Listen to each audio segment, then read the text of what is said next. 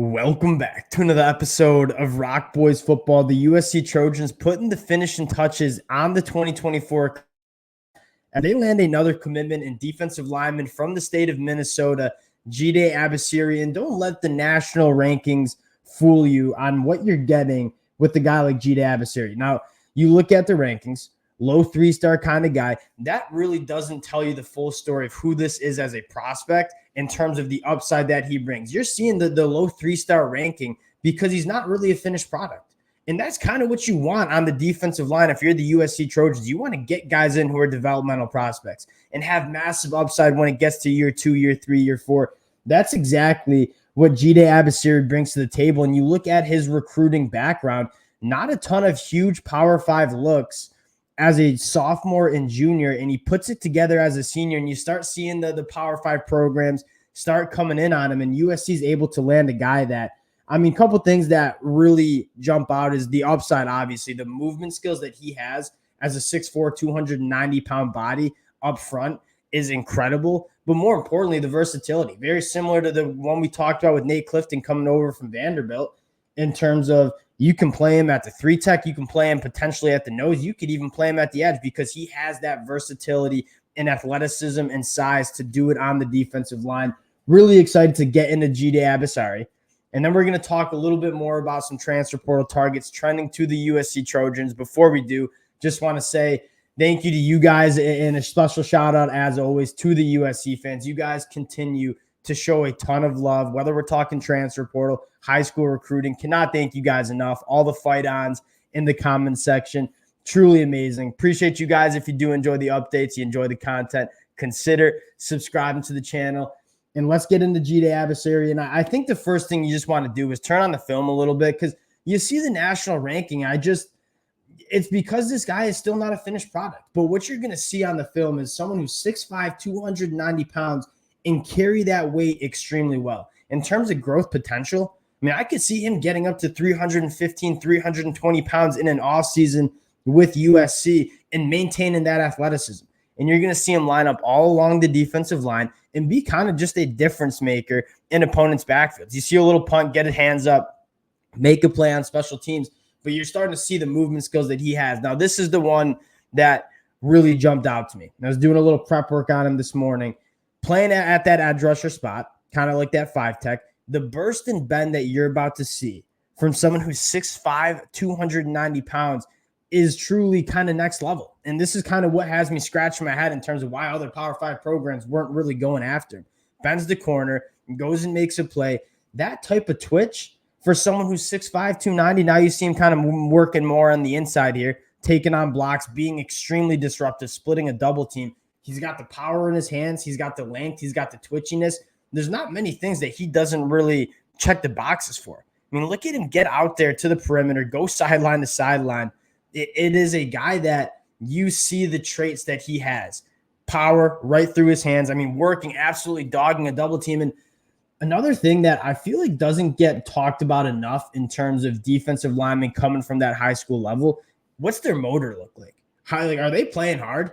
And this is a guy that gets double teamed, just continues to fight. And that's the kind of culture, that's the kind of mentality that you want in your defensive lineman, a guy that does not quit, does not give up. You can get a lot of sacks and a lot of production on being a guy that just has a motor.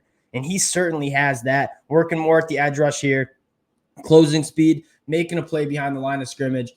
This is a guy that really excites me. And you take a look at this class in 2024, you kind of like some of the guys that they have coming in, Cam Fountain, Jide Abasiri. That defensive line, you're starting to feel a little bit better about it, and especially bringing in a guy like Dan Lynn to get that defensive line right and what he did at UCLA, you got to be really excited. Now, switching our attention to the transfer portal, a guy that I'm keeping my eye on for USC, Mario Anderson, similar story, right? Marshawn Lloyd came from South Carolina last cycle. You got Mario Anderson, a bruising running back, hitting the transfer portal, and he seems like he's down to USC and Memphis. He had his top 3 was USC, Oklahoma, and Memphis. Oklahoma just took a running back in the transfer portal last night, leaving USC in a really good spot for a guy like Mario Anderson, and the same things we talked about with Marshawn Lloyd last year. Kind of different players. Mario Anderson, a little bit more of a muscle hamster, bruiser back, but he had very good production. in the SEC behind an offensive line that flat out stunk. And we said Marshawn Lloyd heading over to USC could explode onto the scene because he's going to have a little bit better run blocking. I think Mario Anderson's in a very similar boat. He averaged 4.9 yards per carry against a South Carolina or behind the South Carolina offensive line that flat out stunk. And you look at what USC wants to be as a football program moving into the Big Ten, having that physicality in your running back room is certainly going to help. And Mario Anderson, a guy that I think would really bring the juice in terms of a bruising running back in the Big Ten. One of my favorite running backs that is available in the transfer portal. Would really be happy to see USC land him. And then I want to talk about two other guys that just hit the transfer portal the other day, right? Houston bringing in a new staff.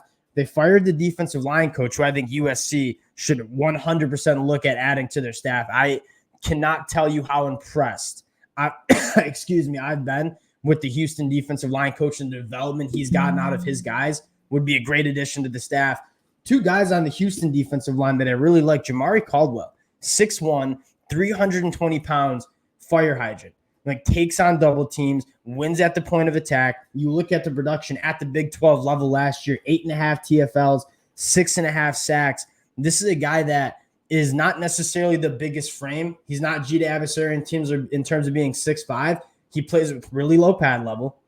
He takes on blocks. He wins at the point of attack and is a monster in the run game. Had 20 run stops for the Houston Cougars in 2023.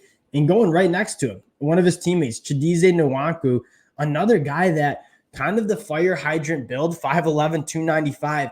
They don't lose at the point of attack. And the thing that stood out to me for Chidozie, his average depth of tackle, 0.7 yards down the field. And that tells you what he's doing on the defensive line in terms of winning at the point of attack, getting behind the line of scrimmage, and not really making his tackles 3-4 yards down the field and kind of getting moved off the line of scrimmage. And so you look at what USC wants to do specifically on that defensive line, not only adding the talent, but the depth. Two guys that have played at the Power 5 level in the Big 12 coming over. I mean, this one would make a lot of sense too. I wouldn't be surprised to see USC kick tires a little bit on these Houston defensive linemen. Now, Lincoln Riley, finishing this 2024 class, he's going to be looking to get aggressive in the transfer portal, getting this roster right into the Big Ten. Defensive line, we talked about it. I think they could use some guys in the defensive back room, a couple of guys at Oregon State that I really like. We'll see if that kind of comes to fruition, I guess. But I'll keep you guys updated with all the USC developments in the transfer portal. Wanted to shout out two of my favorite defensive linemen. When I saw their names hit the portal, I said, we got to talk about them next time we talk USC. Appreciate the USC fans always rocking with the boys. If you do enjoy the content, consider subscribing to the channel, and we'll talk to y'all later.